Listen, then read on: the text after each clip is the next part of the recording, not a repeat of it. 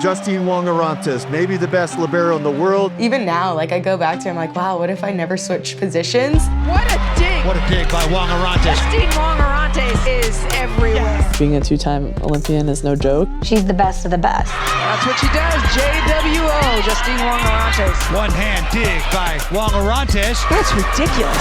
Oh, it's J-Wo. Justine's story hasn't been the clearest path, you know, but I think now seeing like where she's at and what she's done and what she's accomplished is huge. She's kind of a big deal. Justine Wong-Orantes, two-time Olympic medalist. Set by Wong-Orantes, former high school setter. I was very undersized, especially as a setter. And so for me, it was deciding between staying in my position or going into a different position, which led me to become a libero going into Nebraska. Justine Wong-Orantes, the libero from Cypress, California, and one of the best that they have had here. Being a libero is very challenging. You only really get a pass, you get a set occasionally. You don't score points. You prevent points and you can do everything you can, but at the end of the day, you're not the one who's getting kills or blocks or anything like that. For me, I think when I was younger, I was like, okay, I have X amount of touches and I need to make them perfect.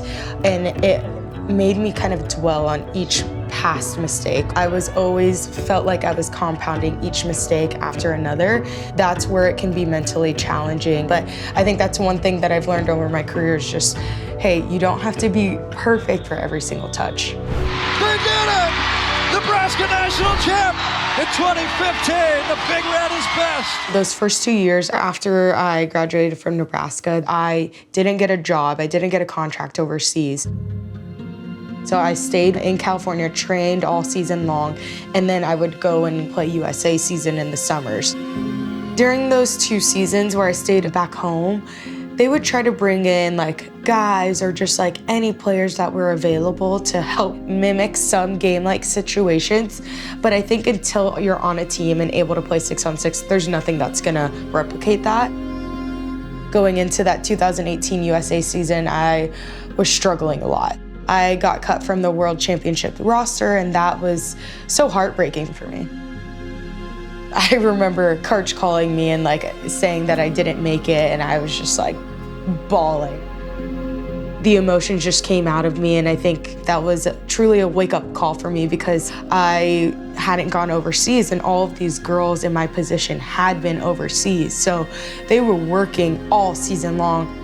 From that moment forward, it was like, it's time to go to work.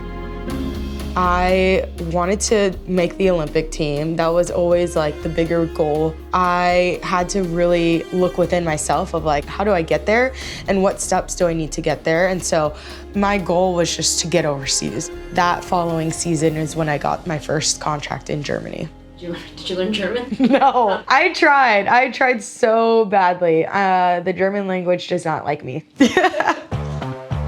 I played with Justine when she had her first year overseas in Germany. At the beginning, when I played with her, she was the second libero in the team.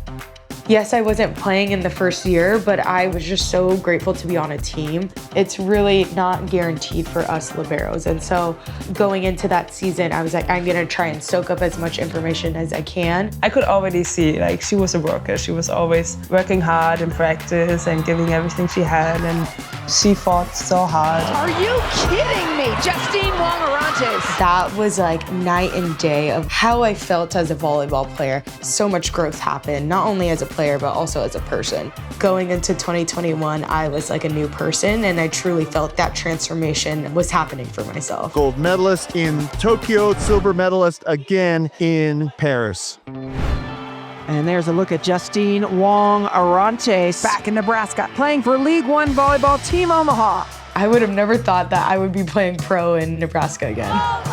There is nothing like a Nebraska volleyball event. It's crazy. 2 of the best liberos in this country playing for Omaha. Knew I wanted to play in Nebraska, but they brought it up. You know, Justine's on the team. And I was like, yes, I know. And I want to play with her. In my mind, I didn't think there was anyone who was going to teach me more than Justine was.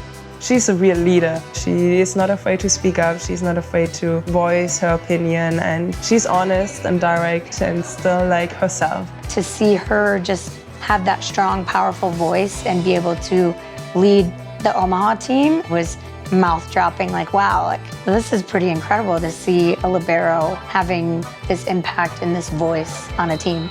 Justine Wong-Orantes says she has so much respect for Rodriguez because she's transforming in the minds of all these next generation of liberos. They could be the star of the show.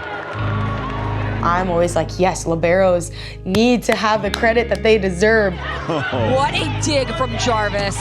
Kenny again. One-hand dig by Medved. What an up from Pina Pinoy. Kojima somehow got there. All right, Lexi. She has really put the libero position on the map.